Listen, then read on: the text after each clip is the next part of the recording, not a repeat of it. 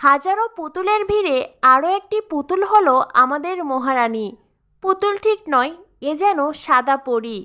গতকালকে ছিল অভিনেত্রী সোনামণি শাহর স্টেজ শো। স্টেজ শোয়ের লুকে অভিনেত্রী সাদা শাড়িতে অভিনেত্রীকে লাগছে একেবারে ফুটফুটে সুন্দর, যাকে বলে স্নিগ্ধ অপরূপা সুন্দরী। প্রিয় অভিনেত্রীকে এমন স্নিগ্ধ সাজে দেখে খুশি হয়েছে তাদের অনুরাগীরা। সেই সঙ্গে কয়েক বছর আগে অভিনেতা প্রতীক সেনও এমন কালারের পোশাক পরেছিলেন। তাই তো মহারাজ মহারানীকে এক করেছে ভক্তকুল। বর্তমানে ছোট পর্দা থেকে দূরে আছেন অভিনেত্রী সোনামণি সাহা, তবে তিনি নিয়মিত স্টেজ শো করছেন। তবে ফ্যান্সরা অধীর আগ্রহে অপেক্ষার প্রহর গুনছেন প্রিয় অভিনেত্রীকে আবারও ছোট পর্দায় দেখার জন্য।